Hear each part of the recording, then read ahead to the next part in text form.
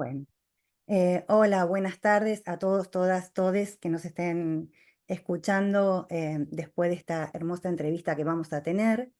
Desde el Observatorio de Educación Intercultural y Descolonial del Departamento de Ciencias Sociales de la Universidad Nacional de Quilmes, tenemos el propósito de dialogar sobre temas, problemas y actividades que nos acompañen en un itinerario colectivo hacia la superación de procesos de colonización intelectual y académica de nuestra América. En ese camino hemos pensado una serie de entrevistas con investigadoras e investigadores que nos puedan aportar luz a algunos interrogantes que nos fuimos planteando. Mi nombre es Claudia Falvo, soy licenciada y profesora en educación por la Universidad de Quilmes y tengo el gusto y el honor en este momento de entrevistar a una gran investigadora, valga la redundancia, como lo es Karina Ochoa Muñoz. Si bien Karina no se dedica a temas específicos de la educación, sus trabajos sí nos pueden aportar mucho conocimiento y mucha teoría respecto a cómo seguir abordando y pensando una mejor educación para nuestro país y pensando también en la patria grande, ¿no? En América Latina. Ella es Karina Ochoa Muñoz, ella es profesora, investigadora del Departamento de Sociología de la Universidad Autónoma Metropolitan, UAM. Estudió sociología en la UAM también. Hizo estudios de maestría y doctorado en desarrollo rural por la UAM. Es miembro del Sistema Nacional de Investigadores SIN. Ha colaborado con diversas organizaciones rurales en México, así como con organizaciones y colectivas feministas en América Latina. Es integrante de la red Feminismos, Cultura y Poder, Diálogos desde el Sur y de Colonialidad Internacional Network DIN y del colectivo La Guillotina, coordinadora del Cuerpo Académico Transculturalidad en Zonas Corpóreas, Territoriales y en la Cultura Visual, PRODEP. En algunas de sus publicaciones se destacan como coordinadora del libro Tejiendo de otro modo, Feminismo, Epistemología y Apuestas Descoloniales en Abya Yala y coordinadora del libro Miradas en torno al problema colonial, pensamiento anticolonial y feminismos descoloniales en los sures globales. Sintéticamente contamos un poquito de todo el trabajo que hace. Basta con googlear y buscar a Karina en internet y encontramos un montón de trabajos, ¿no? Básicamente, como les decía, vamos a hacer una serie de preguntas. Por ejemplo, Karina, la primera pregunta que pensamos tiene que ver si podrías brindarnos una síntesis de tus intereses profesionales en torno al ámbito ético-político y militante que llevas a cabo en tu país, por ejemplo. Sí, bueno, quizá lo primero es agradecer la invitación a quienes están haciendo posible este espacio de conversación, saludar a todas, todes las personas que siguen este espacio. Y bueno, yo inicio en realidad mis procesos a través de la militancia y del activismo de manera muy temprana, más o menos a los 16, 17 años me incorporo al colectivo La Guillotina y me incorporó también a una colectiva que se llamó Las Brujas, que era una colectiva feminista, que, bueno, las compañeras que formaban parte de la guillotina empiezan a impulsar con jóvenes que estábamos estudiando el nivel medio superior, el bachillerato, en lo que en México se llama el Colegio de Ciencias y Humanidades. Y ahí empiezo como mi trayectoria, pero además yo soy una generación que está atravesada por el surgimiento del ZLN en 1994, ¿no? Entonces, digamos que ahí se cruzan dos experiencias que van a impactar de manera importante y de forma posterior toda mi trayectoria académica y que van a marcar un sello también respecto a cómo voy posicionando un pie, perdón, una pata en el Ujú. ámbito de los procesos sociales y otra en el ámbito académico, ¿no? Yo cuando salgo del CCH me incorporo a la universidad, a la Autónoma Metropolitana en la Ciudad de México para estudiar sociología y en medio me tocan pues muchas movilizaciones encabezadas por el zapatismo, pero también me toca la huelga de la Universidad Nacional Autónoma de México en el 99-2000 y bueno, yo tenía pase automático también en la UNAM, pero estudié en la UAM y desde la UAM hicimos un apoyo permanente a la huelga y bueno, pues al final esa huelga fue un referente para que no se privatizara del todo la universidad en este país y se mantuviera no solo la gratuidad, sino el sentido público de la educación universitaria.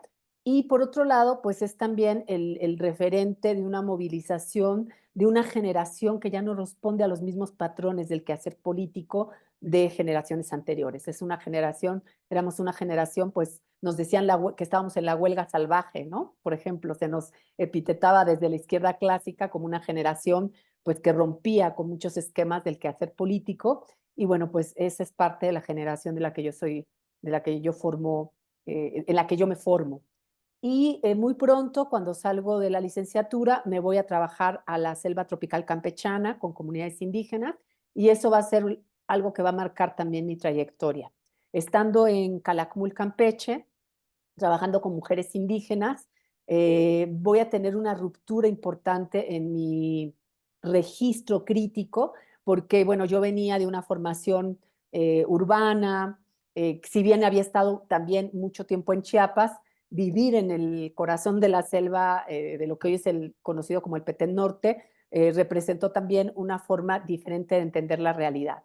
Lo primero con lo que me enfrento en esas comunidades, en ese proceso de participación con las mujeres, es que la mirada feminista de la que yo había brevado era una mirada que no daba mucha explicación respecto a la realidad de las mujeres en Calakmul. Yo, estando en Calakmul, decido hacer la maestría en desarrollo rural, que era una maestría semipresencial, donde yo podía estar prácticamente en campo la mayor parte del tiempo y solo con algunos cursos muy específicos. Y bueno, eso me permitía tener una beca para sobrevivir que me daba la universidad, pero al mismo tiempo sistematizar la experiencia de trabajo militante y activista que yo hacía en la región. Y yo me propuse sistematizar la experiencia de participación política de las mujeres indígenas y mestizas de Campeche, de la selva tropical campechana.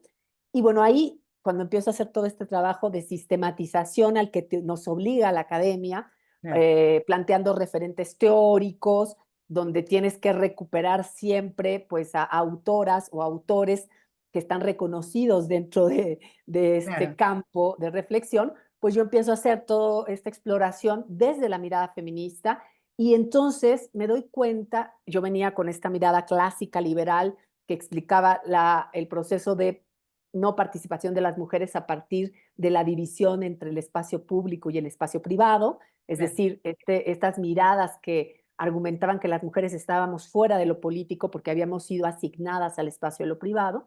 Y yo lo que veía en las comunidades campesinas e indígenas con las que trabajaba es que las mujeres estaban en todos lados.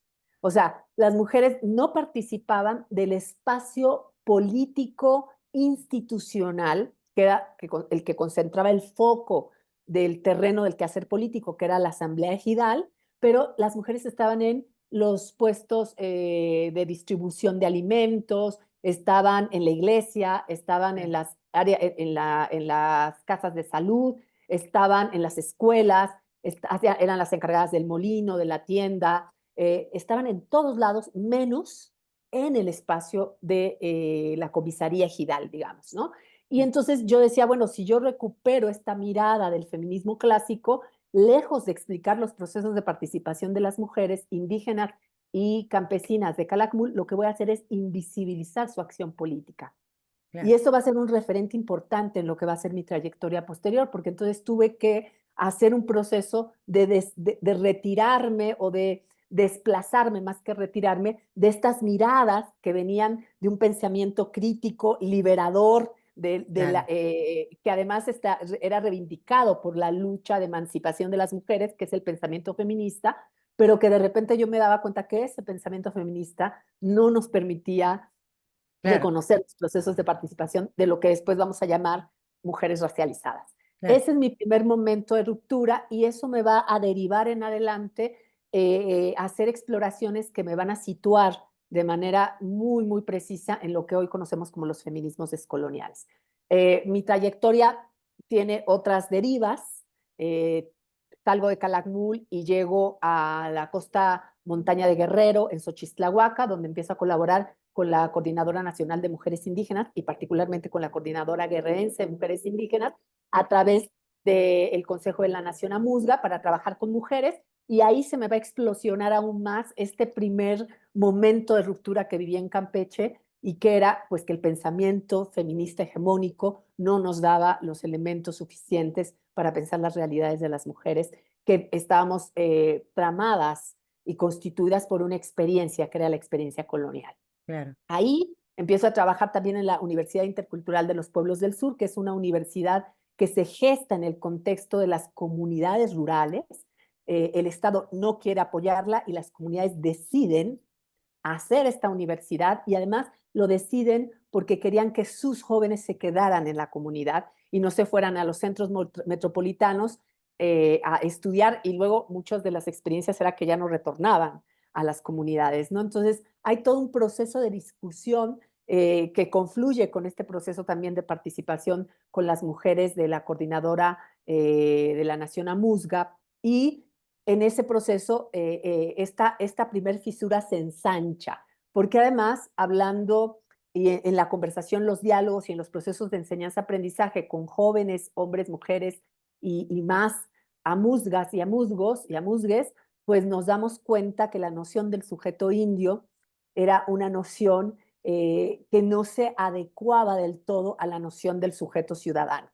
Y ahí empiezo a hacer una exploración que me va a llevar a pensar qué significa lo indio, y para ese momento decido entrar al doctorado y sistematizar esa experiencia, claro. y bueno, esa experiencia me va a llevar a lo que yo después voy a desarrollar como la feminización de lo indio, explorando los discursos teológicos del siglo XVI, donde encuentro los fundamentos de cómo se construye la noción de lo indio, por lo tanto de la India y del indio, ¿no? Entonces, bueno, ese es el recorrido. Lo quiero resaltar porque para mí no hay una separación tajante entre la trayectoria académica y la trayectoria militante y activista. En realidad, mucho de lo académico está tramado por estos intereses y estas decisiones políticas. Y hoy que soy docente en la misma universidad donde estudié, porque soy bastante endógena, Sí. ¿no?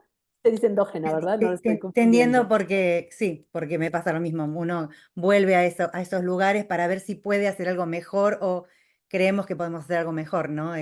Desde lo que aprendimos, ¿no? De las experiencias, estas que vos contás. Claro que sí. Pero Y bueno, bueno, hoy estando en la academia metida de cabeza, formo parte del Departamento de Sociología de la Universidad Autónoma Metropolitana en Azcapotzalco y soy parte del núcleo docente del doctorado en estudios feministas de la UAM Xochimilco. Bueno, hoy estando dentro, o sea, en el corazón mismo, obviamente toda esta trayectoria y todas estas apuestas ético-políticas, pues están presentes también en el quehacer académico, ¿no? Entonces, bueno, pues desde la academia también hemos ido trazando una serie de reflexiones que se sitúan en lo que denominamos el debate descolonial y particularmente los feminismos descoloniales y desde un planteamiento muy situado y muy aterrizado en esta academia de la que soy parte, pues hemos ido generando reflexiones que a lo mejor algunos de ustedes conocen y que si no les invito a conocer a través de muchos de los textos y videos que hemos ido generando y hablo en plural porque a pesar de que pues soy yo la que presento, evidentemente yo he sido constituida a la luz de una historia larga donde hay muchas experiencias, muchas personas, muchos procesos que me constituyen no de manera individual, sino de manera colectiva, ¿no? sí, sí, hace poquito estaba siguiendo en estas capacitaciones que estaban haciendo de Abya Yala, muy interesante, donde estaba dando cuenta de mucho de esto, ¿no? Que estás contando. Que participé un ratito en esas capacitaciones tan interesantes, donde iba a estar Bray Mendoza y toda esa serie de intelectuales tan importantes. Em, sí, estamos atravesados por lo que hacemos y las experiencias, y es lo que nos permite por ahí mirar con otros lentes esta mirada de colonial, ¿no? Nada, es lo que a mí también me ha llevado a pensar y a mirar con otros ojos las diversidades, ¿no? Todas, desde las mujeres, desde los feminismos hasta, bueno, las diversidades también, ¿no? Nos da como otras miradas. Em, Pensando, bueno, en la historia de los feminismos y demás, hay un lema que es muy característico, y tiene que ver con la segunda pregunta que te voy a formular, que dice, desde su experiencia personal, teniendo en cuenta lo personal es político, ¿podría contarnos algunos mojones sobre la opresión epistemológica que ejerce el mundo eurocéntrico en las academias nuestroamericanas? Es decir, Sí. un poquito esto, cómo vos hablas en algunos videos o en algunos textos sobre justicia epistémica, ¿no? Un poquito pensando desde ahí, ¿no? ¿Cómo podríamos pensar sin eh, eh, sacar esos lentes que nos cuesta tanto, ¿no? Porque estamos atravesados por esa matriz eurocéntrica colonial que es muy difícil, ¿no? No estar equivocándonos y blanqueando, ¿no? El mundo sin quererlo, ¿no? Claro. Sí, a mí me gustaría, como para llegar a esa respuesta, hacer un recorrido por algunos planteamientos que desde mi punto de vista son las bases fundacionales o los debates, las piedras de toque del debate descolonial. Y aquí planteo fundamentalmente a Dussel, para quien la modernidad se fundamenta en ciertos mitos que van a sustentar, por un lado, un concepto racional de emancipación. Es lo que le llama él la cara luminosa de la modernidad, ¿no? Ese concepto racional de liberación que forma parte de la promesa no cumplida de la Claro, modernidad, ¿no? totalmente. Pero además, esa es, como dice Dussel, esa es la cara luminosa, es la cara propositiva de la apuesta moderna. Pero hay otro mito que tiene que ver, curiosamente, con un mito irracional que va a justificar el uso de la violencia genocida y que es el que garantiza justamente la negación de la alteridad o la negación de lo que no es visto como europeo, es decir, la negación de lo no europeo.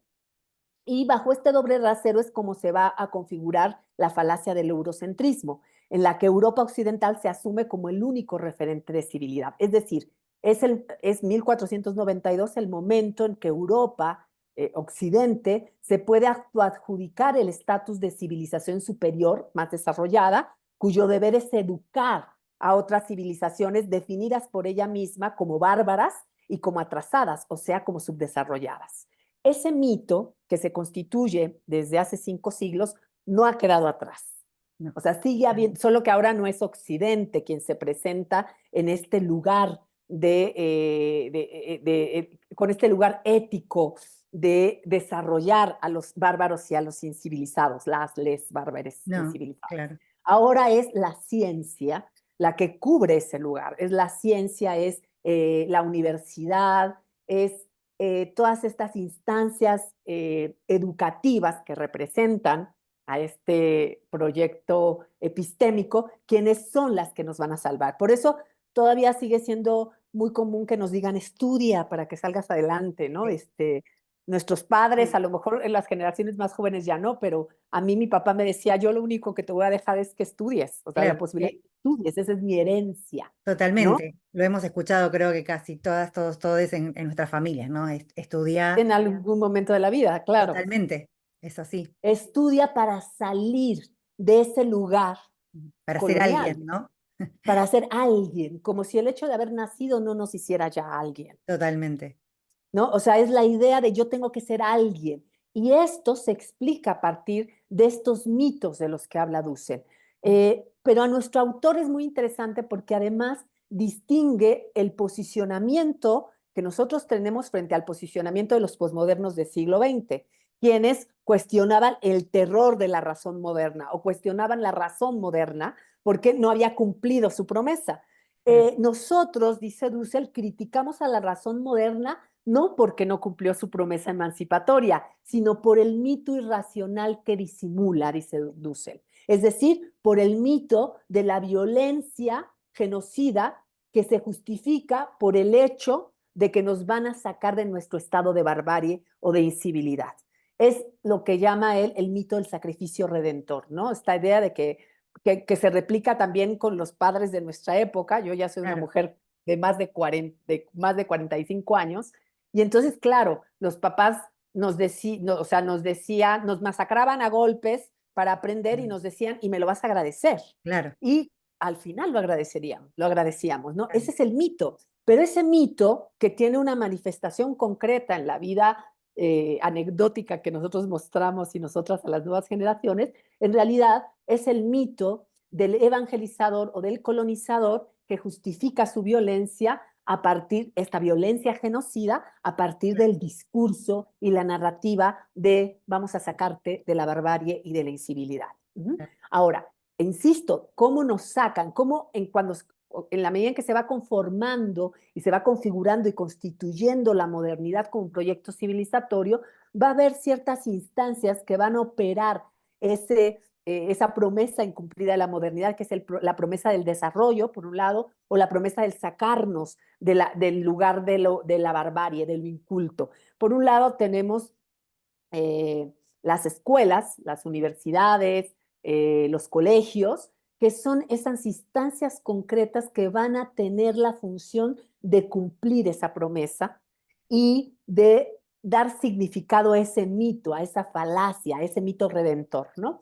Y bueno, lo que me parece muy importante en ese sentido, cuando tú me haces la pregunta puntual de cómo encontrar algunos puntos de referencia sobre la opresión epistemológica que ejerce el mundo en las academias de nuestra América, pues lo primero que hay que decir es que el método científico tiene como referente estos mitos de la modernidad, ¿no? Entonces, el método científico sigue teniendo estos referentes que lo constituyen, de tal suerte que cuando nosotros hablamos de epistemología como forma de producción del conocimiento, vamos a hablar de una forma de producción del conocimiento que pueda reproducir esta dinámica del mito del sacrificio redentor y que además mantiene también este principio colonial que es el principio divisorio entre civilización y barbarie.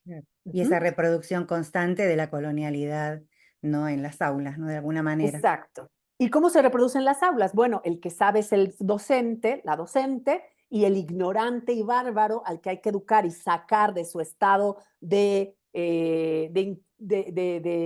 ser inculto, pues es al estudiante, la estudiante, ¿no? Entonces, en esta relación que es constitutiva, ¿no? De la universidad o del colegio o de la escuela, se sigue reproduciendo esta lógica de hay quien tiene el saber, por tanto tiene un lugar de civilidad, y hay quien está en una condición culposa y vergonzosa de ignorancia. Por lo tanto, ahí se gesta una lógica de poder y de autoridad. Por eso las mamás les dicen a los niños y a las niñas y les niñas, hazle caso al maestro, él sí sabe, o a la maestra o al maestre, ¿no?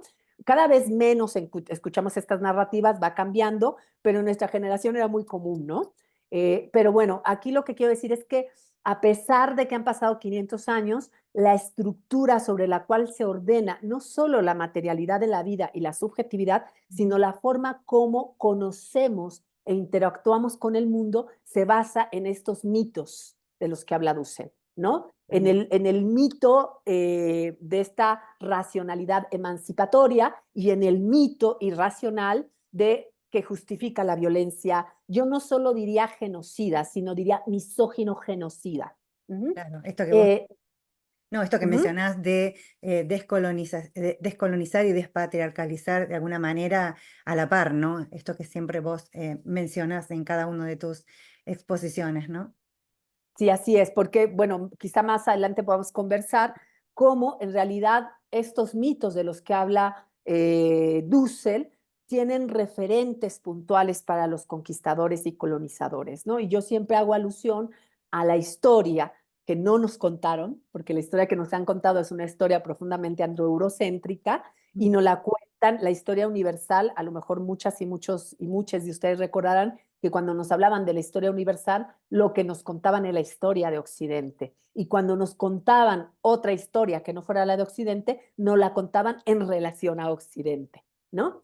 Entonces, o sea, esta historia universal que es eurocentrada, lo que no nos contó, por ejemplo, es que antes de 1492, esa Europa de la cristiandad era la periferia del mundo musulmán, porque desde el 622 en adelante hubo una expansión muy importante del Islam que hace que ocupe y que se desarrolle en territorios del este, hacia el este de Asia, ¿no? Que van hacia dirección hacia Asia, lo que hoy conocemos como el Medio Oriente, el norte de África y el Islam llega también al sur de Europa, ¿no? O sea, fundamentalmente a lo que hoy es España y Portugal, hasta el sur de Francia, y se mantuvo por 8 siglos. Y esos 8 siglos se le llamaron los siglos de oro, la época dorada del Islam, del 600 hasta el 1400.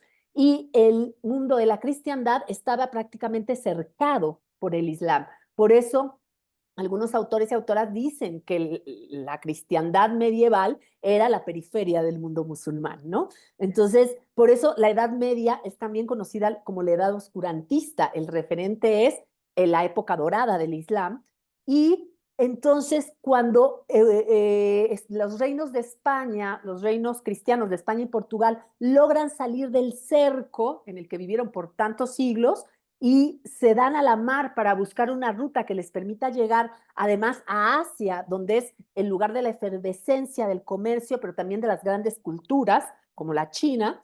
En esa salida que se da a partir de la caída del reino nazarí de Granada en enero de 1492, y ahí sí ya conocemos la historia, Claro, cuando Colón sale y por casualidad se encuentra con nuestros territorios. En ese mal llamado encuentro de los nuevos territorios, lo que pasa es que Europa por primera vez se puede mirar ya no como periferia, sino como centro, claro, ¿no? Por lo tanto, nosotros, nosotras, nosotres, los amerindios nos constituimos en la primera, como diría Dussel, en la primera periferia de la modernidad. Y aquí pasa algo muy interesante, porque esos conquistadores y colonizadores, es decir, los reinos cristianos, eh, que van a respaldar este proceso de conquista y colonización, tienen como referente de dominio no a un otro externo, porque el mundo musulmán no era el mundo que ellos dominaban, sino que tienen como referente de dominio a un otro interno, que en realidad es una otra,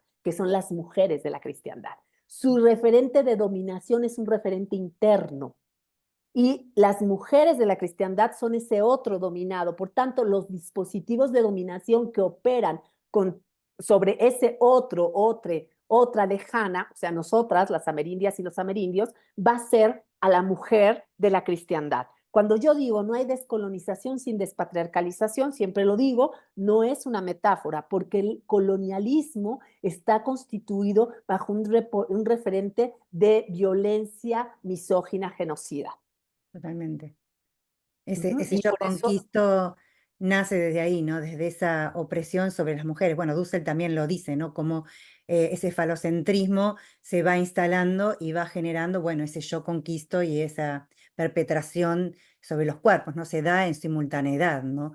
Y el capitalismo, bueno, obviamente en la trilogía, ¿no? Capitalismo, colonialismo y patriarcado son tres, digamos, formas de opresión que van de la mano, ¿no? En eso totalmente de acuerdo, ¿no? incluso es así que América como territorio se convierte en un territorio penetrable, explotable y aniquilable.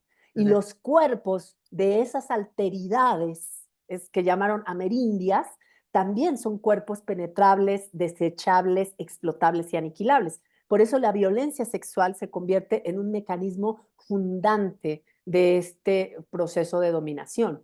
No claro, es casual que en nuestros territorios los feminicidios, asociados muchas veces también a violencia sexual, pues sean una constante, porque durante 500 años han sido parte de los mecanismos que operan sobre nuestros cuerpos y nuestros totalmente. territorios. En toda América Latina, o sea, como parte de América Latina, ¿no? Todo el Y el tiempo. Caribe, sí. Está bien que la cuestión de los femicidios y el trato sobre la opresión de las mujeres es global, pero en América Latina tiene estas particularidades, nada, que lo hace tan impactante, ¿no? En las formas en que operan, ¿no?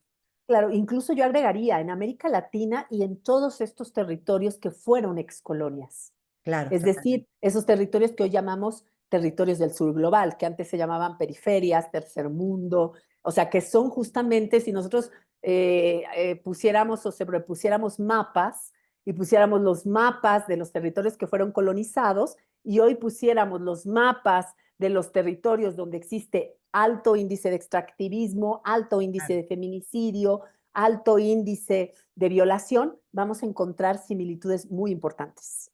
Claro, para mí cuerpo, territorio, madre, madre tierra, nada, mientras, como dice Rita también, digamos, haya rapiñas, haya este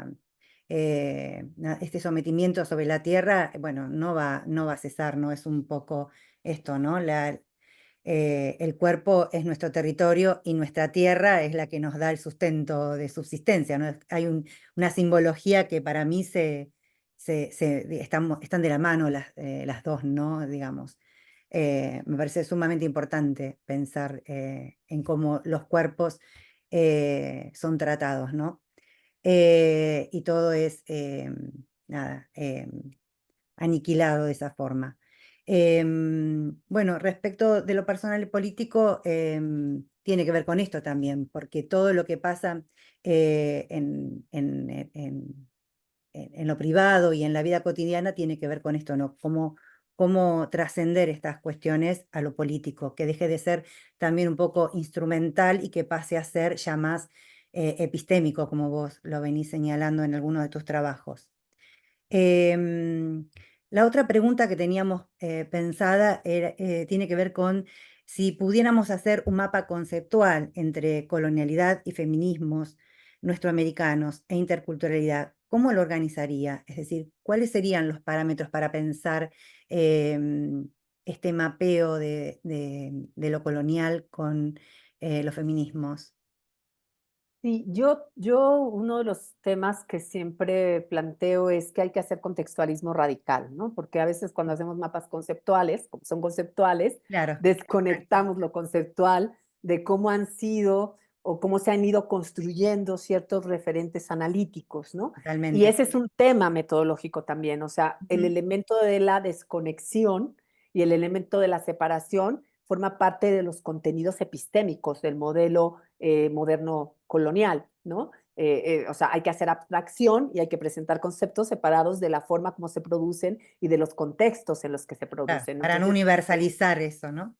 sí, con la pretensión de universalizar y de neutralizar el conocimiento, ¿no? Claro. Entonces, bueno, yo sí quiero, para contestar esta pregunta de cómo hacer un mapa conceptual pensando entre colonialidad, feminismos nuestroamericanos e interculturalidad, o sea, lo primero que hay que decir que cuando empieza el debate de lo que hoy conocemos como el giro descolonial, a finales de los 90 y la primera década de los 2000, es cierto que los aportes de los feminismos latinoamericanos, que los digo en plural, no en singular, fueron los grandes ausentes de la producción intelectual descolonial. O sea, salvo la voz de Zulma Palermo, que fue la primerita de este grupo llamado Colonialidad Modernidad, que empieza a incorporar elementos de los debates feministas, y luego la voz de María Lugones, pues Ujú. en realidad no son las voces feministas las que están presentes en esa discusión, ¿no? O sea, hay dos presencias importantes, pero no necesariamente es el debate de los feminismos nuestroamericanos, pensando además que la más reconocida es María Lugones y María Lugones estaba en Estados Unidos, a pesar de que ella tiene como referente no solo de nacionalidad, sino de experiencia, pues haber nacido en Argentina, ¿no? Ujú. Pero bueno, lo cierto es que en la primera década, digamos, hay cierta invisibilidad de la producción crítica de mujeres y feministas latinoamericanas y caribeñas, indígenas, afros o mestizas racializadas, y de alguna manera lo hay porque no se está recuperando el conjunto de reflexiones fundamentales que hacíamos desde los feminismos latinoamericanos como crítica al avasallamiento del capitalismo global que entre los 90 y los 2000 pues estaba reconfigurando el modelo geopolítico global que hoy llamamos neoliberal, ¿no? O Totalmente. del capitalismo rapaz y bárbaro que nos Claro. llegó de repente, eh, pues no tan de repente, ¿verdad? Después de No, 500 años tomó esta no, me faceta. parece que sí, cambiaron las formas, pero hay cosas que se sostienen, pero bueno, sí. Claro. La confluencia entre el debate de este primer grupo de intelectuales latinoamericanos y latinoamericanas llamados el Grupo Modernidad, Colonialidad, y las discusiones generadas desde los feminismos latinoamericanos y caribeños es un poco más tardío. Yo creo que se empieza a dar, hay algunas autoras como Breni Mendoza, Ochi Curiel, Yudelquis Espinosa, yo también estuve en parte en este debate, bueno, Rita Segato, Silvia Rivera Cusicanqui, que empiezan ahí a plantear una serie de cuestionamientos que pues van a empezar a tener confluencia con el debate descolonial. Pero ojo, no son solo las autoras feministas más reconocidas, sino también estamos frente a compañeras que estando dentro de los movimientos sociales o dentro de procesos organizados más locales, más vinculados a lo indígena, por ejemplo, también empiezan a incorporarse en la discusión. Y estoy hablando, por ejemplo, de las feministas comunitarias aymaras, de las feministas comunitarias xincas, pero también de feministas indígenas que se autonombran como feministas indígenas y quienes no se autonombran ni como feministas ni como feministas indígenas, pero que han hecho contribuciones importantes al debate, a esta confluencia del debate de los feminismos latinoamericanos y caribeños y del debate descolonial. Estoy pensando en Aura Cumes, estoy pensando en Gladys Tzultzul, que también, aunque no se inscribe en el debate de lo feminista, hace aportes importantes, y otras tantas compañeras, Emma Chirix, pero también compañeras en Chile, compañeras en Colombia, ¿no? También afrodescendientes, como, bueno,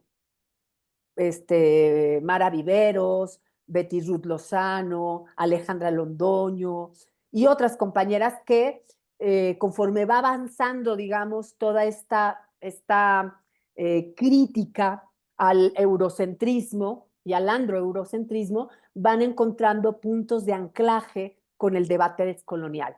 Pero aquí una cosa muy importante que quiero decir es que el debate descolonial no se puede entender tampoco sin las movilizaciones que entre los 90 y los 2000 se dan en nuestra América, encabezadas por los movimientos indígenas, los movimientos negros y afrodescendientes y los movimientos populares, ¿no?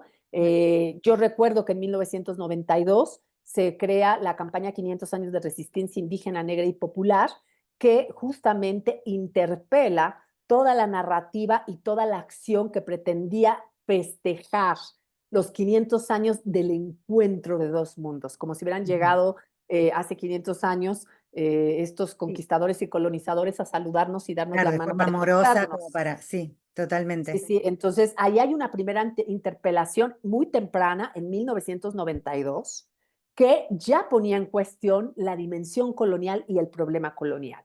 Pero además, en nuestra América y en los sures ha existido una larga tradición anticolonial y contracolonial que también ha sido parte de donde hemos abrevado tanto feministas como intelectuales descoloniales. Es decir, no es nuevo el debate descolonizador, ni en nuestra América, ni en otros países y otras regiones que también están marcadas por la experiencia colonial. Pues, un ejemplo es todo el debate encabezado por Aimé Césaire, Frantz Fanon, y luego recuperado por feministas del sur como Chandra Mohanty y otras tantas compañeras que están planteando justamente cómo la experiencia del tercer mundo, la experiencia de los sures, que son esos sures excolonizados o colonizados, pues tiene un marcaje diferente en la experiencia de las mujeres, ¿no? Y en la existencia de las mujeres. Entonces, lo que quiero decir es que cuando hablamos de lo descolonial, tampoco podemos remitirlo exclusivamente al debate que se genera a partir de los 2000, inicialmente con este puñado de intelectuales latinoamericanos y caribeños que se articulan alrededor del llamado Grupo Modernidad Colonialidad, y no podemos restringirnos a eso porque en América Latina la actitud es colonial y en el Caribe, en Abya Yala, la actitud es colonial inicia desde el momento mismo en que bajan de esos barcos y empieza el proceso de conquista y colonización. Sí, la primera resistencia ahí, ¿no? Desde las primeras resistencias, ahí está la actitud descolonizadora y la actitud descolonial. Entonces, cuando hay que hacer este mapa conceptual, se vuelve un poco complicado porque entonces habría que hacer un mapa con muchos de los referentes de las rebeliones indígenas, ¿no?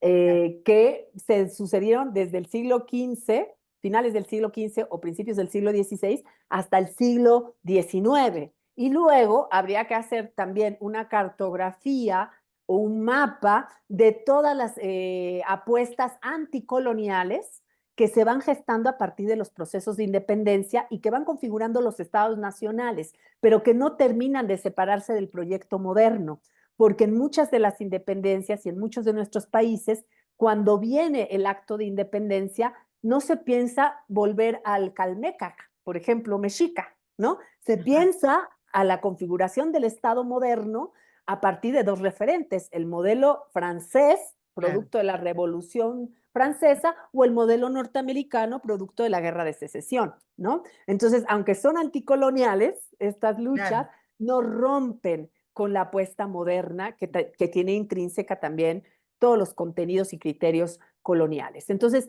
eso también forma parte de nuestro referente y en América Latina existe además una larga tradición de pensamiento anticolonial que tiene vetas muy fuertes, entre las que se encuentran Mariátegui, pero también se encuentran toda esta tradición de feministas latinoamericanas que de manera muy temprana, por ejemplo, en Brasil, empiezan a hablar de la triple opresión o de la trenza de Claro. la opresión de raza, de clase, de género, o toda la tradición afroamericana que va a dar pie al debate sobre la interseccionalidad o las múltiples opresiones o la matriz de opresiones que se expresa en planteamientos que hacen Patricia Hill Collins, Claro. Angela Davis, Claro, se me ocurre Gilbert Leila Davis González Howe. acá en Brasil, ¿no? Exacto. Todas, Entonces, digamos que para armar este mapa conceptual de colonialidad y feminismos norteamericanos e interculturalidad, habría que hacer habría que hacerlo en arcos de tiempo largo y habría que hacerlo por lo menos 500 años, ¿no? Y wow. además habría que hacerlo a través de genealogías múltiples. No podríamos hablar de una sola genealogía, por eso no podemos hablar de feminismo latinoamericano. Tendríamos que hablar de feminismos en plural porque, y además feminismos latinoamericanos y caribeños que confluimos en ese gran mar del debate colonial contemporáneo desde diferentes rutas. O sea, yo no llego, por ejemplo, al debate descolonial leyendo a Quijano o leyendo a Miñolo. No, o sea, yo llego a partir de una experiencia puntual que fue la que comenté cuando iniciamos la conversación. Claro, Yo llego a este debate a partir de lo que pasa en la selva tropical campechana, cuando yo me doy cuenta que las perspectivas de los feminismos hegemónicos liberales, lejos de explicar los procesos de dominación que operan sobre las mujeres racializados, terminan haciendo violencia epistémica claro, y totalmente. violencia política. Entonces, y ahí empiezo a hacer la exploración y de repente, después de 10 años de estar haciendo y debatiendo en ese terreno, me doy cuenta a través de una lectura que encontré de Breni Mendoza, que tiene un texto que se llama La colonialidad de la democracia, me doy cuenta que hay otros autores, porque en la bibliografía ya cita a Dussel, etcétera, y ahí me doy cuenta que hay otros autores que estaban discutiendo lo mismo que yo 10 años atrás venía trabajando y venía polemizando. Y Claro. como yo, es el ejemplo que conozco, por eso lo expongo, no porque sea, No, no, digamos, diferente, pero como yo, muchas mujeres racializadas en nuestra América hicieron rutas que llevaron a encontrarnos en ese terreno de los debates contemporáneos de la descolonialidad o del colonialismo, ¿no? ujú, Entonces, digamos que hacer es, no pretendo hacer el mapa conceptual ahora, pero creo que para hacer este mapa conceptual tenemos que hacer ese registro de arcos de tiempo largo, ¿no? Con ujú, arcos de tiempo corto también, ese cruce, pero al mismo tiempo reconocer que existe una multiplicidad de genealogías, de referentes del debate que van a tener y que se van a alimentar en los debates actuales que ubicamos en lo que conocemos como pensamiento descolonial o feminismos descoloniales o feminismos latinoamericanos o de la Via Yala. Este, y en ese sentido, bueno, en una entrevista es muy difícil hacer el mapa conceptual y en todo caso habría más bien que obvio, lanzar algunas pinceladas de cómo podríamos empezar a armar esos mapas claro. conceptuales, Y se, pero incorporándoles el contextualismo radical, porque si no los mantenemos anclados a las realidades que les dan origen, entonces estamos reproduciendo otra vez el principio del modelo que tanto criticamos, que es sí, el modelo moderno colonial. claro, que es lo difícil, ¿no? Por eso esto de cómo hacer, ¿no? Para mapear o cartografiar de una manera sin caer en eso, ¿no? Es lo difícil, pero nada, me parece que Y, y teniendo en quizá cuenta, ahí, sí. perdón, No, no, no, Claudia, no, no, pero prefiero quizá ahí escuchar lo que vos tengas para decir, no, no. sí, quizá ahí yo agregaría además que cuando hablamos de pensamiento descolonial o debate descolonial, no podemos pensar que es una escuela, que es un paradigma, que es un campo de reflexión. ¿no? O sea, de ninguna manera. Yo estoy convencida de que lo que llamamos debate descolonial en realidad son un conjunto de coordenadas que nos permiten configurar cartografías de la dominación o tatuajes, más que Claro, mapas, de la dominación, donde podemos, en esos telones de fondo marcados, podemos ubicar ciertas problemáticas específicas, por ejemplo, el tema epistémico asociado al tema educativo, claro, pero el debate descolonial nos da las coordenadas justamente para no hacerlo de manera abstracta o de manera descontextualizante. totalmente. Eh, pero no solamente nos da las herramientas contextuales, nos da las herramientas analíticas y nos da las herramientas ético-políticas para hacer esos telones de fondo, esas cartografías donde podemos pensar nuestras realidades actuales, ¿no? Entonces, yo insisto, el debate colonial no puede considerarse como una escuela de pensamiento, porque el gran peligro es que la academia, como ya Claro, ahora hay bastante simpatía con el debate, que termine haciendo de esto una escuela que se enseña, pues como se enseñan las escuelas sociológicas, ¿no? claro, La escuela de sí, Frankfurt, claro, ¿no? ser una parte más de la colonialidad, o sea, colonizar desde otro punto de vista, digamos, ¿no? O sea, no tener esa diversidad de voces, sino acotarla que la descolonialidad es esto. O sea, Claro. no caer en esa única, por eso el tema de mirarlo como coordenadas me parece sumamente valioso, porque si no estaríamos otra vez homogeneizando un pensamiento y no es la idea, me parece. Lo mismo que cuando hablamos de interculturalidad o otras corrientes que estamos pensando, si lo cercamos en una sola visión, en una sola idea, otra vez estamos cerrándonos y no es la idea, porque estaríamos oprimiendo de vuelta, ¿no? Con buena voluntad y con una buena intención, estaríamos otra vez cayendo en lo mismo y no es así. Me parece muy Eh, interesante esto de pensarlo como coordenada, ¿no? Claro, y lo otro es que, aquí me estoy adelantando una de las preguntas, Claudia, pero yo creo que ese es el gran problema cuando estamos pensando desde alternativas descoloniales. O sea, el gran problema es que seguimos utilizando los criterios moderno-coloniales y pensamos que sumándole la narrativa de lo descolonial y de la multiplicidad y de la diversidad, ya estamos haciendo otra cosa. Y aquí hay un problema sustantivo, justamente cuando entramos a las reflexiones. Por ejemplo, cuando hablamos de los diálogos interculturales en el sur, ¿no? Ajá, Porque pensamos que esos espacios de diálogo desde el sur no hacen parte de las lógicas fundantes del orden moderno colonial e imperial. Pero yo creo que el problema justamente es que nuestras acciones en esos diálogos sur-sur, en esas apuestas del sur, el tema es que nuestras prácticas, nuestras acciones siguen estando sustentadas en los criterios moderno-coloniales. ujú, Eh, por ejemplo, a mí me pasa muy continuamente cuando estamos en espacios feministas e intentamos hacer espacios entre feministas sur-sur, ¿no? Y ujú, entonces nosotras queremos hacer diálogos interculturales, descoloniales, etcétera, pero para hacer esos diálogos recurrimos al criterio de, bueno, pues que todo el mundo tenga el mismo tiempo de participación, claro, que todo el mundo tenga las condiciones para participar, pues de manera más o menos igualitaria, pero no, el que generemos esas condiciones no significa que estemos haciendo diálogos, porque podemos generar esas condiciones procedimentales y seguir generando monólogos claro, descoloniales, ¿no? totalmente, coincido. Eh, Sí, y sí, una de las trampas de la modernidad colonialidad es que justamente una de las cosas que figura y que construye son dualismos que hace que reproduzcamos modelos binarios que están jerarquizados. Generalmente cuando dialogamos y yo te digo, no, es que yo no estoy de acuerdo con esto, o sea, en los diálogos el problema es ese, o sea, como yo digo, yo no estoy de acuerdo con que haya etiquetas en el baño que digan hombre y mujer, ¿no? Y entonces alguien dice, no, es que yo creo que los baños tienen que tener etiquetas hombre, mujer y no binaria. Entonces, cuando yo mantengo mi postura, pareciera que yo estoy atacando la tuya, porque como se construyen lógicas binarias, entonces son lógicas binarias en oposición. ujú, Ujú.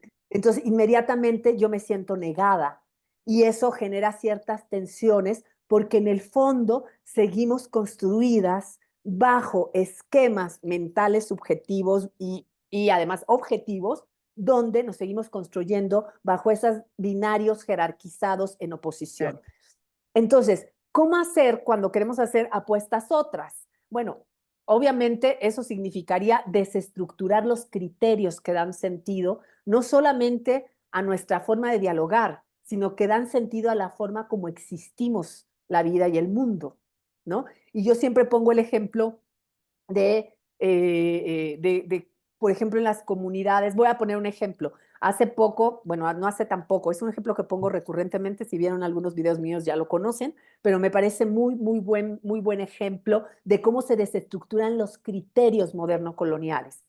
Unas compañeras en Oaxaca viven en una, bueno, esto fue después, esto me lo platicaron después de la pandemia, lo habían hecho antes de la pandemia y se desestructuró con el encierro, pero ellas viven en una zona que es una zona vieja donde las construcciones de las casas todavía son estas casas donde la gente tuvo terrenos para construir, pues que para plantar que el jitoma, perdón, la matita de aguacate o palta, la matita de naranja, de limón, de mango, en fin, ¿no? O sea, de mandarina. Y entonces estas compañeras decían, es que en este barrio antes nuestras abuelas, cuando cosechaban sus frutos, pues los intercambiaban, ¿no? Con otras mujeres del barrio, con las vecinas, con la comadre, con no sé qué, y eso se empezó a perder con las nuevas generaciones. Entonces, una de ellas decidió que para volver otra vez a hacer estos intercambios, iba a abrir su cochera. El proyecto se llamó Cochera Abierta y iba a abrirlo los domingos. Entonces empezó a convocar a la gente del barrio, a la gente más joven, a la gente para que llevaran, y el principio era intercambiar desde la abundancia. O sea, yo intercambio lo que es abundante. Si tengo muchos limones, llevo muchos limones y me llevo solamente lo que necesito para consumir, ¿no? Entonces, bueno, lo abrieron, empezó a funcionar, la gente iba, aprovechaban para socializar y de repente una señora llegaba empezó a llegar con su carrito de mandado, como le decimos acá en México, y venga para acá la fruta, y venga para acá la verdura, y venga para acá lo que encontrara, sin que dejara nada y que evidentemente no se lo iba a comer, o sea, no se estaba llevando más de lo que necesitaba. Y eso empezó a generar mucha controversia entre la gente que estaba organizando la propuesta, ¿no? Entonces, bueno, pues no faltó quien dijo, hay que correrla, ¿no? Porque está atacando con su acción nuestro proyecto, ¿no? Y entonces las compañeras que habían iniciado el proyecto, particularmente una de las compañeras, dijo, de ninguna manera, no la podemos correr. Y no la podemos correr porque ella es parte de nuestro sistema. Y como es parte de nuestro sistema, ella está revelando una tensión en nuestro sistema. No la puedes echar. Y entonces, bueno, decidieron, bueno, ¿qué hacemos? Entonces alguien dijo, ay, pues yo conozco un profesor en la Universidad Benemérita de Oaxaca, la UAPJO, y que trabaja economías alternativas. Entonces propongo que nos dé un taller. Entonces les di un taller, se dieron cuenta que lo que estaban haciendo era un sistema de economía alternativa y alguien dijo, yo conozco a gente que está haciendo agricultura urbana en Oaxaca. Entonces empezó a generar, pero miren lo que generó esa señora que no corrieron, porque si le hubieran corrido, eso no se hubiera generado, ¿no? Totalmente.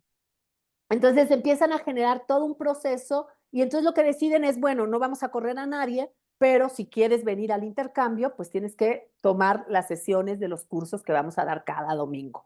Y eso dinamizó. Bueno, ¿qué pasó con la señora? Se terminó yendo, nadie la corrió, ¿no? Solita se dio cuenta que no era parte del proceso y que no le funcionaba y se fue. Es una pena.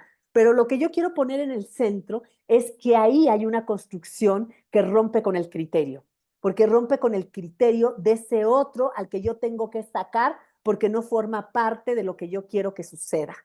Y Entiendo. ahí lo que opero es el criterio de las compañeras que dijeron, de ninguna manera, no la podemos sacar porque ella nos está revelando una tensión en nuestro sistema y ella nos está enseñando cómo modificar para que este sistema se refuncionalice. No sé si me explico. Sí, sí, totalmente. Y ahí hay un principio de no negación, no es la idea. ¿Por qué? Porque la idea de tú no funcionas, te saco, te mando a la cárcel, que es la lógica punitivista, la idea de no me funciona, me divorcio, no estoy en contra del divorcio, compañeras, No, no, entendemos, entendemos, sí, sí, sí. pero esta idea siempre de la anulación o la negación de esa alteridad Claro, que me pone en cuestión, claro, es un principio colonial, porque como yo decía al principio, de este principio, claro, Dussel no lo plantea cuando habla del mito de la modernidad y dice, bueno, pues la violencia, el mito irracional que justifica la violencia genocida es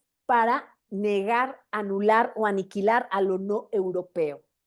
¿Y qué hacemos nosotros? Negar, aniquilar, eliminar a lo que no es como yo. Y claro, lo que estas compañeras hicieron es decir, esa mujer es nosotros, porque es parte de nuestro sistema. Entonces no la puedo negar, claro. ¿sí? Rompe con esa Con lógica. el criterio. Entonces, ¿cuál es el gran problema que intenta, y es el problema que tenemos en la academia? Intentamos incorporar el debate y la crítica descolonial bajo los supuestos y principios de la academia Claro, moderna, colonial.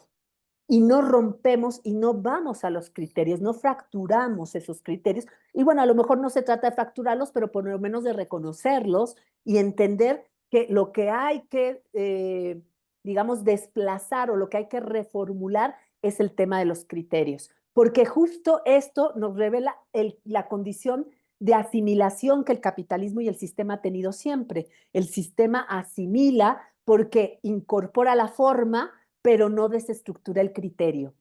totalmente. Por eso los derechos LGBTQ y más, el tema de la interseccionalidad y todas estas aportes críticos que vienen del ámbito de lo social son asimilados en términos de derechos entendidos como derechos ciudadanos, es decir, derechos individuales, y el yo egoico de la modernidad queda intacto, Claro, no se mueve en no absoluto. se mueve.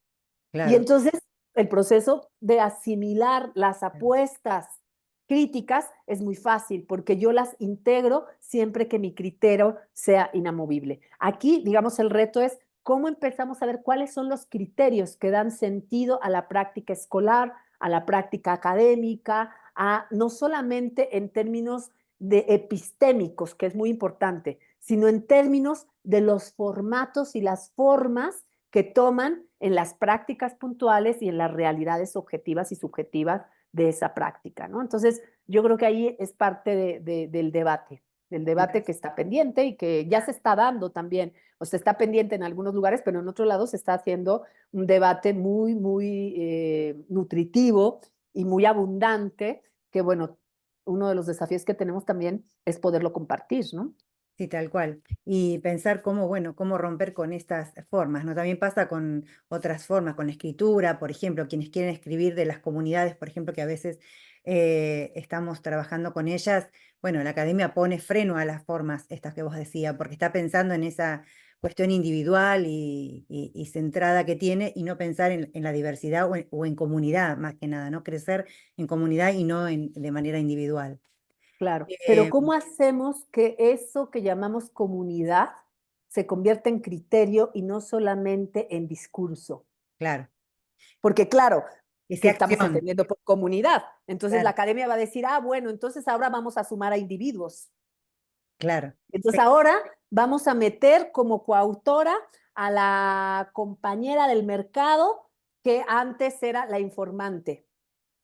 Claro, Sí, pero la seguimos metiendo como individua, claro, al formato individual de la autoría. claro. Entonces, cuando decimos la apuesta es la comunidad, sí, pero ¿qué estamos entendiendo como comunidad? O sea, ¿a qué nos referimos con sentido de comunidad y cómo se construye como referente de la construcción del conocimiento?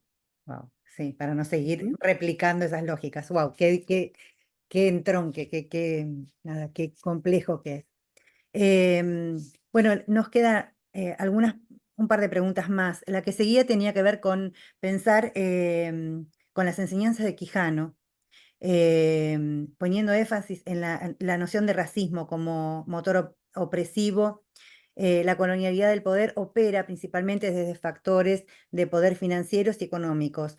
¿Cómo considera que la academia, las comunidades originarias en particular, las comunidades populares en general y los medios de comunicación comprometidos políticamente podríamos encarar conjuntamente estrategias de difusión para denunciar las opresiones vinculadas a la colonización intelectual. Un poco, bueno, lo que viniste hablando, de alguna manera lo viniste desarrollando, pero podrías por ahí darnos algunas otras Sí, bueno, ideas o... Quijano es muy interesante porque él nos plantea que a partir del hecho colonial se impuso un patrón de poder cuyos ejes específicos, nos dice Quijano, eran eh, que se construyeron identidades negativas sobre las poblaciones amerindias, ¿no? Entonces, bueno, sobre las poblaciones originarias de estos Totalmente. territorios. Se les llamó indios como una identificación negativa, una identidad negativa, o sea, y fueron nuevas identidades históricas que van a prevalecer, Ujú. ¿no? Y Sí, aquí sí, hay un debate de carácter ontológico que ya Fanon lo desarrollaba en términos de cómo se nos constituye como no ser, no ser, ¿no? exacto. O sea, Sí, sí, tienes que dejar de ser lo que eres para poder ser alguien en la vida, ¿no? Para ujú, poder. Entonces tienes que dejar de ser indio para poder acceder al ser, ¿no? Entonces tienes que dejar de ser, lo paradójico es que tienes que dejar de ser para ser, y claro, entonces terminamos siendo lo que no somos. Y es exacto. la gran paradoja del mestizaje, por ejemplo, ¿no? Sí. Y otro es que Quijano plantea también otro eje específico de ese patrón de poder que llama colonialidad del poder, la relación jerarquizada y desigual entre las identidades europeas y no europeas, ¿no? Entonces, la identidad Mm, europea, que es algo que también plantea Dussel, como lo expuse hace rato, ¿no? totalmente. Entendida desde un lugar autoadjudicado de superioridad, y las no europeas entendidas como ese lugar de inferioridad, barbarie, incivilidad, etcétera. Pero esto se traduce también en instancias de poder que son económicas, sociales, políticas, culturales, intersubjetivas y etcétera, ¿no? Y un tercer elemento que nos plantea Quijano es que debido a estas jerarquías de las identidades históricas, las instituciones y mecanismos de la dominación societal, nos dice Quijano, que va a tener efectos sobre lo subjetivo y lo político, van a ser diseñadas para preservar esos fundamentos de clasificación social, o sea, esas jerarquías, que están basadas fundamentalmente en un orden racial, ¿no? Este, y eso pues va a tener también efectos sobre la configuración del sistema mundo, o sea, esos criterios no se van a aplicar solo a las poblaciones que fueron colonizadas, sino va a ser criterios que van a reorganizar geopolíticamente el mundo, lo que Dussel, que es lo que Quijano en su conversación con Wallerstein llamaría sistema mundo moderno colonial capitalista, ¿no? Y en ese sentido, o sea, cuando hablamos de colonialidad del poder, estamos hablando de estos patrones de dominación que yo les llamo criterios, ¿no? Bueno, no solo son patrones, sino que dentro de esos patrones hay criterios, ¿no? Pero bueno, Quijano habla de los patrones de dominación que van a estructurar no solamente la dinámica societal, sino la dinámica económica, política y cultural, ¿no? Ahora, esos patrones que tienen efectos sobre lo económico, lo político y lo social tienen criterios, que yo lo que digo justamente es cómo transformamos esos criterios. Y uno de los criterios sustantivos va a ser el criterio del yo egoico occidental. O sea, la idea de la individualidad y el sentido de individuación, que Ujú, además en la expresión de los feminismos la idea de la autonomía.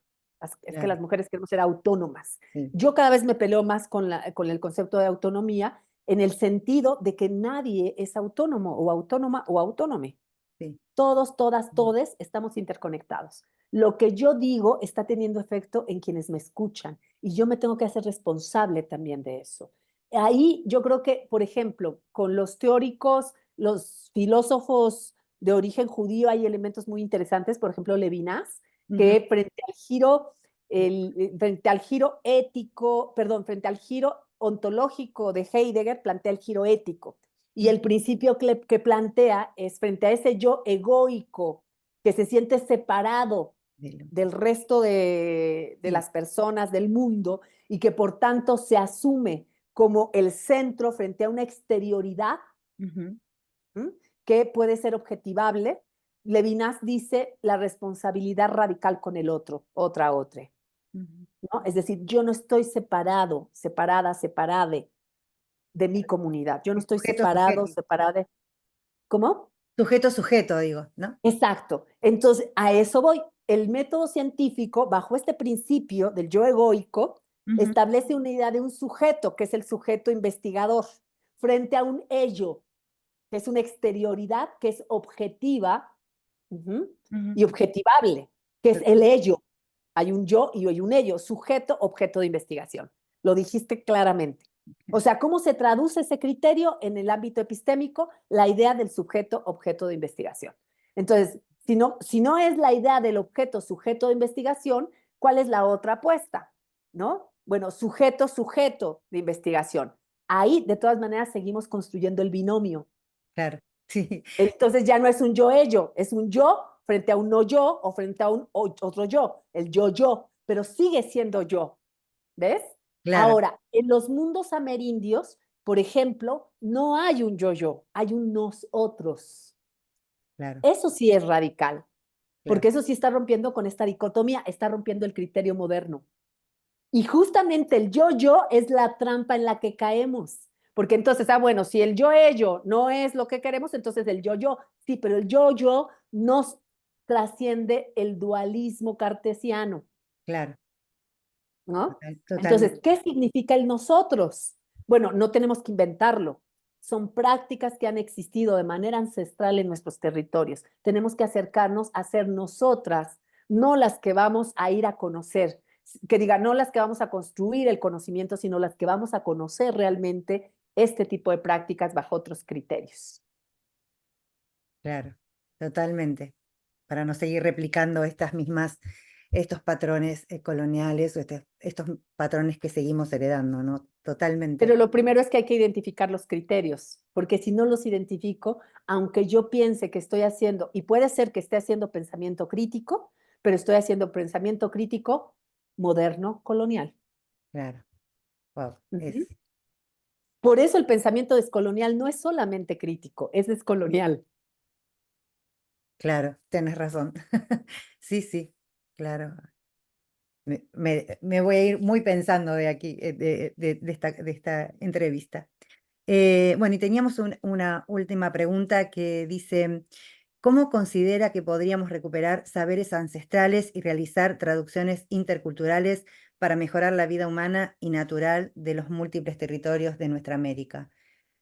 Yo aquí me voy a ver súper rancia, Claudia, porque yo no le tengo ninguna confianza a esto de las traducciones interculturales, Sí, porque, pero, pero no por una cuestión eh, no porque esté en contra de la posibilidad de los diálogos, y para que haya diálogos, pues hay manera tenemos que encontrar formas de comunicación que totalmente, atraviesan por lo que llamamos traducción. Pero estoy muy en desacuerdo de hablar de traducciones interculturales, porque otra vez volvemos a claro, situarnos bajo el criterio de quién traduce y bajo qué criterios traduces. claro, O sea, cuál estaríamos es el otra vez referente de la volviendo. traducción. Claro, estaríamos Exacto. volviendo otra vez Entonces, a una mirada, nada, desde mi posicionamiento y no habría un verdadero ida y vuelta, digamos, escuchando a ese otro, otra que tiene para comunicarnos, siempre desde mi mirada. claro, Eh, porque ¿a quién le traduces y desde qué referente claro, traduces? Esa es la traducción. claro, que- Ahora, sí, es diferente del diálogo, claro, ¿no? Entonces, hablamos de diálogos interculturales y ahí qué significa eso o estamos hablando de traducción. Porque si traduzco, lo que estoy diciendo es lo que tú dices lo tengo que transferir en términos de los criterios de quien es mi escucha, por ejemplo, ¿no? claro, Pero no te estoy necesariamente compartiendo mi propio criterio. Estoy traduciéndolo a tu criterio. claro, Ujú. Esa tal es la cual, traducción. Ujú. claro, Entonces, claro, es un tema complicado, pero yo quiero poner un ejemplo que sí, me parece súper interesante porque yo no soy lingüista ni me interesa el giro lingüístico, o sea, no por mala onda, sino no me interesa porque soy muy poco experta en eso y siento que hay gente que lo puede explicar mejor y que no soy la más apta para explicarlo. Pero para mí, por ejemplo, el lenguaje es una forma de objetivar los horizontes de sentido. O Ujú. sea, el lenguaje no solo es el lenguaje, pero no solo el lenguaje, la forma como como, cómo me visto, cómo interactúo. O sea, todo eso revela criterios de sentido, horizontes de sentido. Ujú. Por eso yo estoy convencida de que la revolución no es una revolución que tenga que ver solo con el poder, sino la revolución, en realidad, la apuesta sería transformar el sentido común. O sea, que sea sentido común que no pueden masacrar a la gente en Palestina. Totalmente, El colonialismo que se está aplicando contra Palestina es inaceptable como lo fue las lógicas de violencia misógina genocida que utilizaron contra nuestros pueblos hace 500 años. Pero debe de ser de sentido común.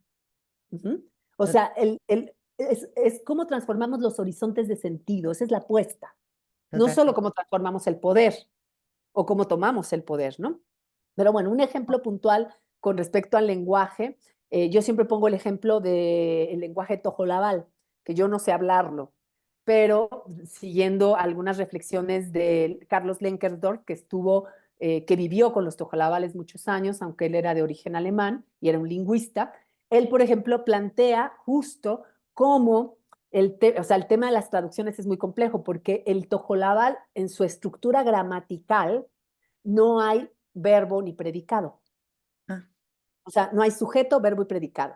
Es una lengua intersubjetiva porque tiene dos sujetos. mira, ¿Mm? Entonces, claro, en el español hay, o sea, la gramática española es súper interesante porque desde mi punto de vista tiene toda la estructura colonial, aunque es previa al claro, colonialismo. claro, Pero tiene un sujeto, que es el centro de la acción, tiene un verbo, que es la acción, y tiene una exterioridad, que es el predicado, que es el objeto de la acción. Entonces, cuando uno dice la campesina labra la tierra es asumida como objeto de la acción del sujeto. claro, En cambio, en el tojolabal, la traducción tendría que ser la campesina labra la tierra y la tierra se permite ser labrada por la campesina. claro. Se Ujú. transforma en sujeto de, claro, Hay dos sujetos. claro, Claro, si para mí la Tierra es un sujeto con el que estoy en interacción, porque no soy autónoma, entonces yo le voy a pedir permiso a la Tierra cuando la cultive, la mm, siembre. Y no, eso que en la antropología llaman rituales, en realidad no son rituales, son formas objetivadas de los claro, horizontes de sentido. claro, un poco, Por eso lo que tendríamos que estar discutiendo son horizontes de sentido. claro, O totalmente, sea, como en un horizonte de sentido donde no hay predicado, objeto, exterioridad objetivada, sino que hay otro sujeto con el que yo estoy en permanente interconexión, mm, uh-huh, cómo ese criterio se convierte en criterio epistémico. claro, claro, sin volverlo objeto como lo hacemos habitualmente, ¿no? Imposible hacerlo. Claro, En esa lógica, en ese horizonte de sentido es imposible. claro, Tú no tienes objeto de investigación, es más, no tendrías que hacer protocolo. claro, ¿Qué tendrías que hacer? ¿Cómo se construye el conocimiento? Ahí la experiencia empieza a tener cabida. claro, es otra, Y, sí, sí, y sí, eso se traduce en términos también políticos. O sea, porque hay un tema que no quise trabajar en esta entrevista porque ya estamos a punto de cerrarla, ya se va a cumplir el tiempo, estamos a 2 minutos, pero no quise trabajarlo mucho, pero una de las cosas que opera, o más bien, uno de los mecanismos de dominación que opera en la lógica colonial es el acto de ontologización. ujú, Kant lo plantea en términos de identidades negativas. Fanon lo plantea más en el acto eh, del no ser, o sea, sí lo plantea más en términos ontológicos, ¿no? ujú, Y Nelson Maldonado lo desarrolla ya cuando habla de colonialidad del ser, ¿no? Pero hay un acto que es ese otro, esa alteridad negada, al constituirla en no ser, ¿no? O mm, sea, como no eres occidental, entonces no eres desarrollado, pero es un problema ontológico, no eres. claro, Ujú. totalmente, Entonces, hay un acto, uno de los mecanismos de dominación clave en las lógicas coloniales es la ontologización. Y, por ejemplo, en términos políticos, cuando hablamos de identidad, estamos hablando y reproduciendo esa lógica ontologizante. Yo soy gay, yo soy lesbiana, yo soy no binaria, yo soy mujer, yo soy adicta. claro. ¿Mm? La necesidad Y de... es un acto de esencialidad fija, porque soy. Nunca decimos, yo vivo una experiencia de adicción. Ujú.